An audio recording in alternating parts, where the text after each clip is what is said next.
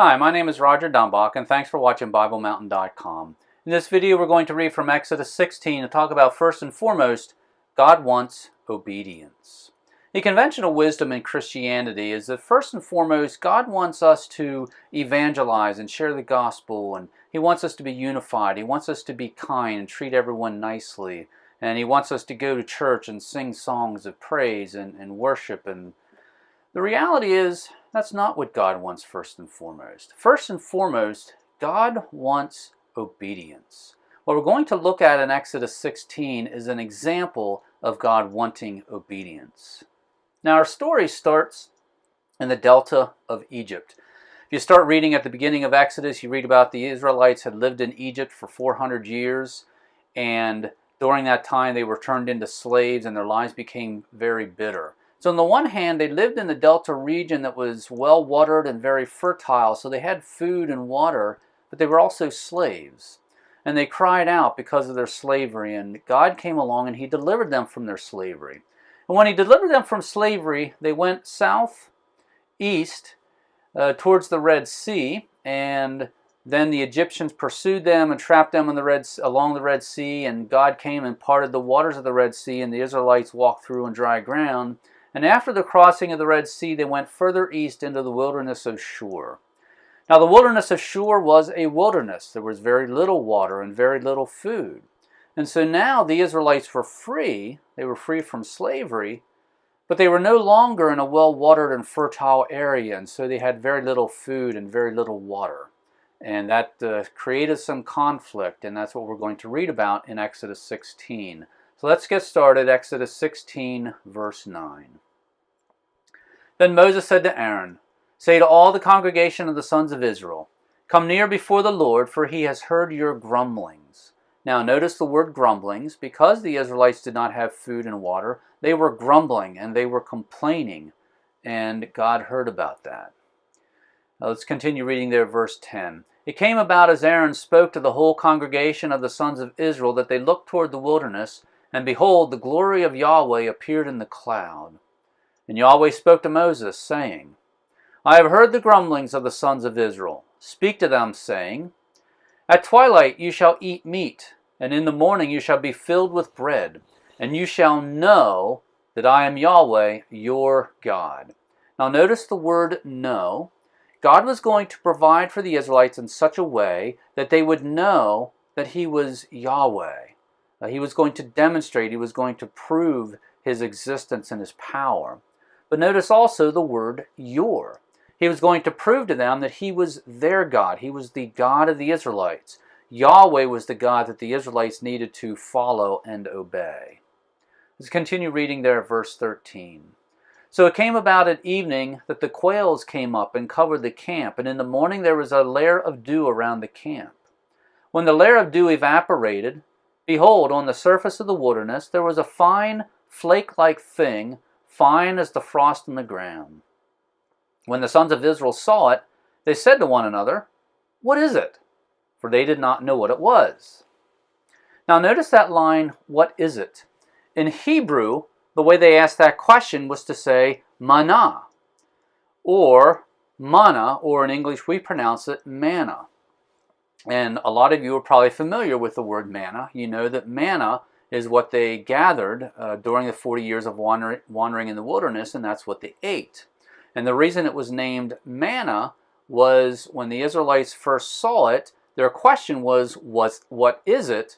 And the way they said that in Hebrew was to say manna. Now let's continue reading there. What is it? For they did not know what it was. And Moses said to them, It is the bread which Yahweh has given you to eat. This is what Yahweh has commanded. Gather of it every man as much as he should eat. You shall take an omer apiece according to the number of persons each of you has in his tent. The sons of Israel did so, and some gathered much, and some little.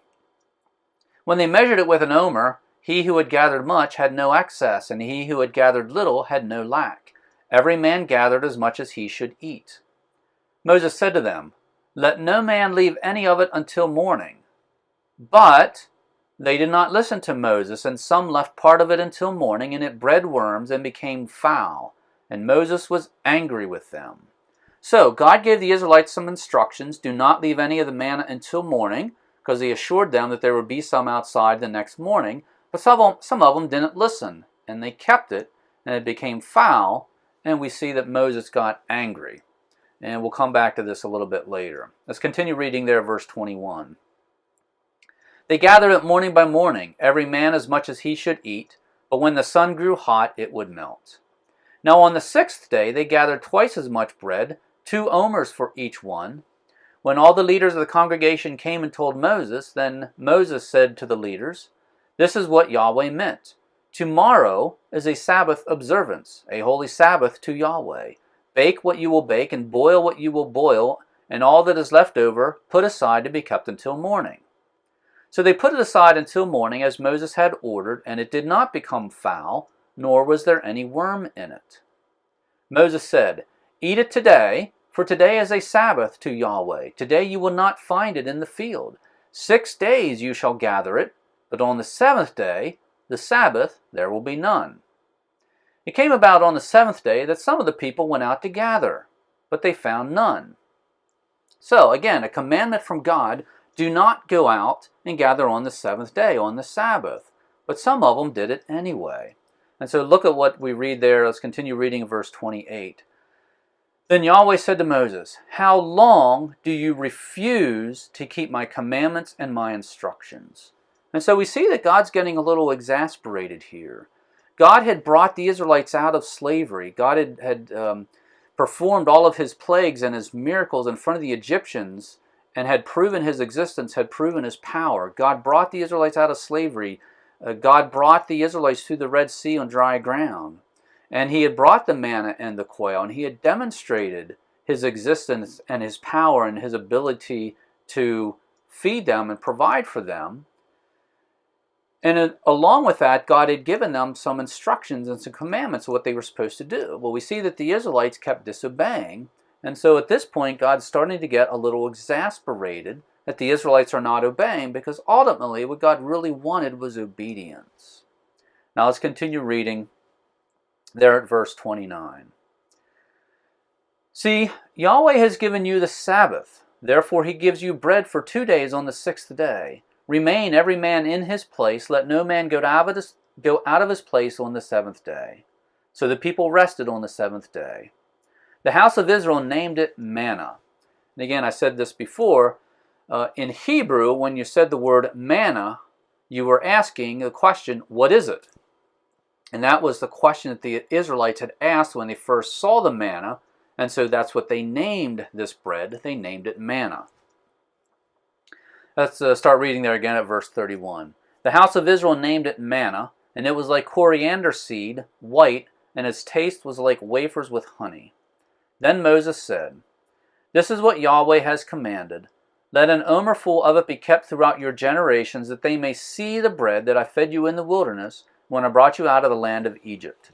Notice the word see.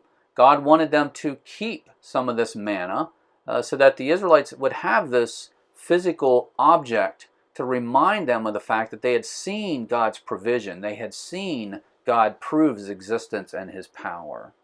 Let's continue reading at verse 33. Moses said to Aaron, "Take a jar and put an omerful of manna in it and place it before Yahweh to be kept throughout your generations."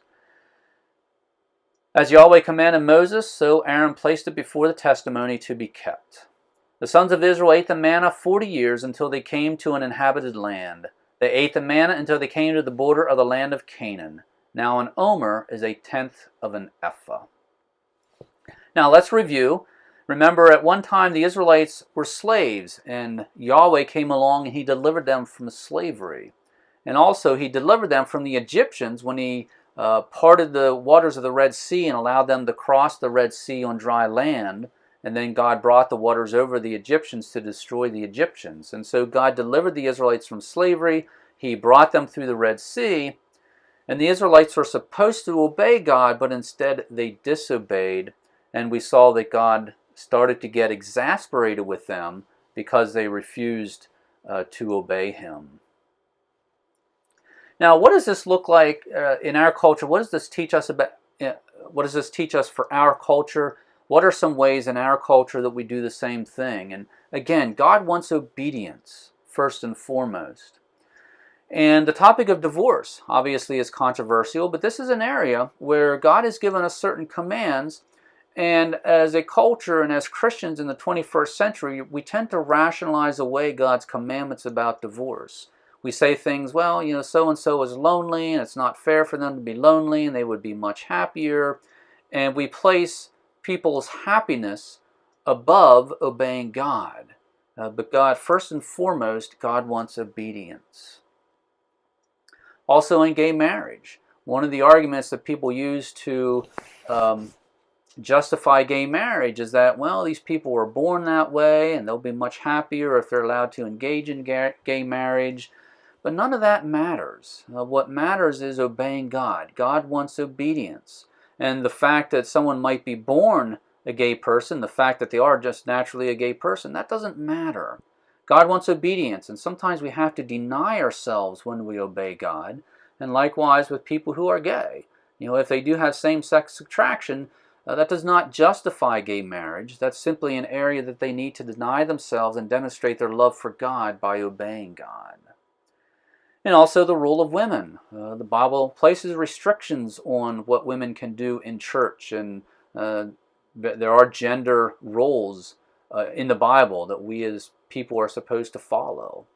And one of the ways that we rationalize away those biblical restrictions is say things like, well, women can do this and women can do that, and it's not fair that women can't do this and can't do that.